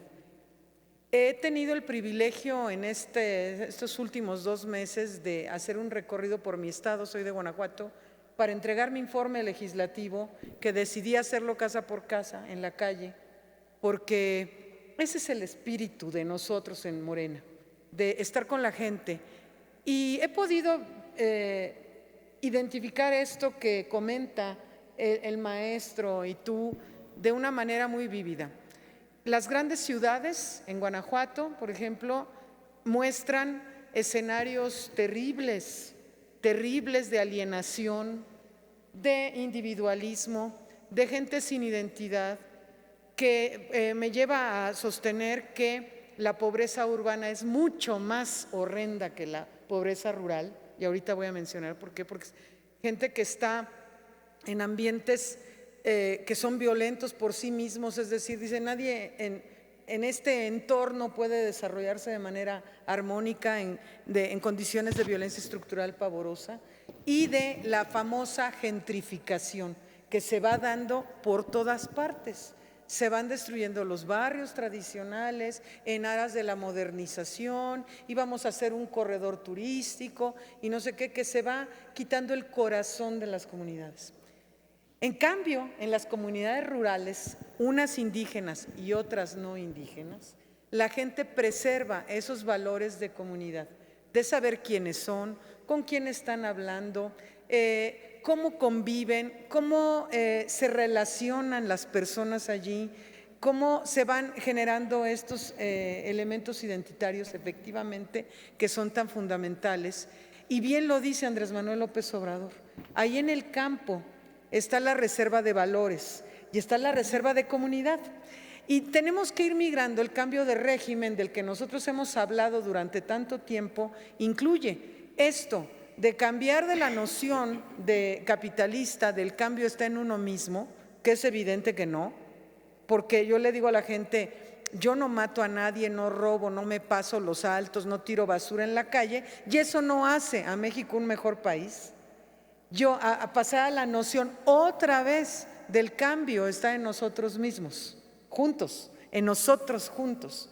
Entonces es refrescante escuchar lo que se ha conversado aquí y me parece fundamental que este tema se lleve al diálogo en la calle, de estar contrarrestando esta mentalidad que nos han insertado durante décadas de el chiste es que yo esté bien, que a mí me vaya mejor, que nos ha llevado a escenarios tétricos. Por ejemplo, en Guanajuato, a propósito del cierre de los ductos para evitar el robo del huachicol, afortunadamente la mayor parte de la gente decía, pues sí, es una incomodidad temporal, pero necesaria y vamos a apoyar.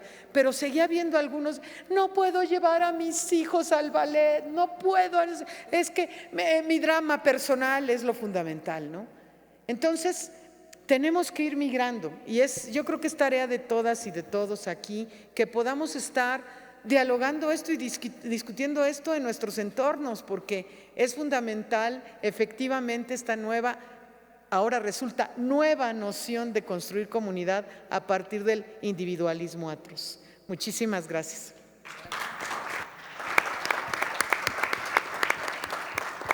Gracias, senadora Antares.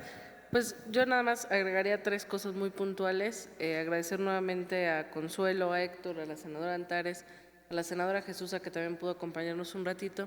Sobre todo a ustedes, su presencia. Yo quisiera hacer un llamado y 2 como comerciales, ¿no? La primera, concuerdo, creo que el gran reto que tiene la Cuarta Transformación es modificar las estructuras aceitadas por una lógica capitalista y neoliberal que ha pasado por la cultura, ha generado esquemas de valores, entre comillas, que nos alejan de la capacidad comunitaria de resolver los problemas comunes y los problemas que nos aquejan en lo cotidiano, pero en lo vecinal, en lo local, en lo nacional y en lo mundial. Y creo que el gran reto, como lo decía también muy bien Jesús, para poder darle otro rumbo a nuestro país, al mundo en general, al rumbo tan drástico que parece de repente que toma la humanidad, sin duda es regresar al origen, ¿no? Por eso es de suma importancia este libro, porque si hay un sector de la población a quien podemos y debemos aprenderle la construcción en comunidad, sin duda son a nuestros pueblos originarios. Y es ahí cuando vamos a recuperar la capacidad de sentir dolor por el dolor ajeno, la capacidad de sentir la empatía más mínima por otro ser humano que padece injusticias, de sentir que las causas de las y los otros son causas nuestras, aunque no nos estén lastimando, porque cuando entendemos eso, cuando nos damos cuenta que la raíz de muchas problemáticas que vivimos en lo individual y en lo colectivo es la misma y es un sistema económico y un sistema político que en este país y en el mundo no han funcionado, por el contrario han agudizado diferencias, desigualdades, violencias en muchos sentidos, pues cuando lo entendemos creo que la tarea es clara, necesitamos darle un giro al rumbo que nos han impuesto y sin duda, creo que lo decía muy bien Consuelo en su explicación, lo leerán en el libro y lo decía también Héctor Díaz Polanco, pues la ruta es esa, la construcción de comunidad, que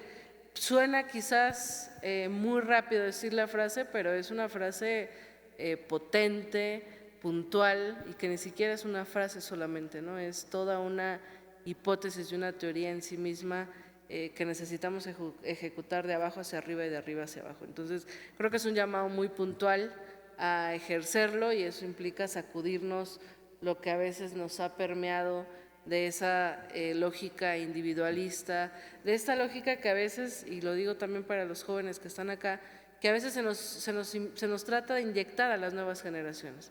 La lógica de mientras tú estés bien, no te preocupes por los demás. Esta lógica peligrosa de el cambio está en uno mismo y no te preocupes de la política porque todos son iguales, y si el cambio está en uno mismo, mejor déjale la política a los políticos.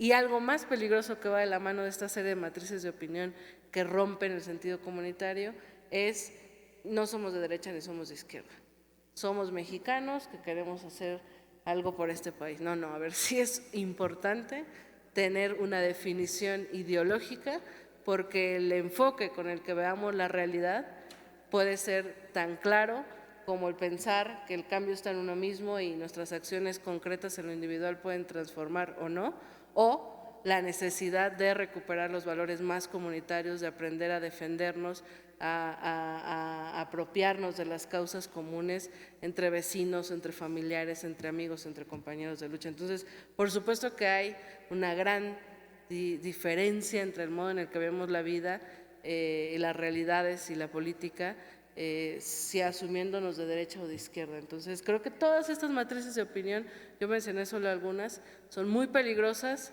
y son parte de una inyección cultural que intentan los grandes poderes en el mundo de mantener para que el sentido de las cosas no cambie y solo pongamos envolturas un poquito más atractivas, pero de fondo no esté cambiando nada, ¿no? Entonces, bueno, ese era un comentario que yo quería agregar. La otra, decirles, esta presentación se transmitió en vivo en el canal del Congreso, entonces seguramente lo pueden encontrar en el canal de YouTube. Creo que es importante si lo pueden compartir en sus redes o en donde sea, pues es importante para que más personas puedan escucharlo. Y el último comercial es decirles que si alguien está interesado sobre los libros, acá arriba hay una mesa, entonces bueno, pues ahí cualquier cosa, ahí están los libros de Consuelo. Nuevamente agradecerte, Consuelo, agradecerle a Héctor, a la senadora Antares, a ustedes por su presencia, y espero que nos estemos viendo muy pronto. Muchas gracias. Señoras y señores, a nombre de la 64ª legislatura del Senado de la República, agradecemos su presencia. Desde luego invitamos a los medios de comunicación presentes para la realización de la fotografía oficial de esta presentación literaria. Sin más que agregar, les deseamos una excelente tarde y que lleguen con bien a sus destinos.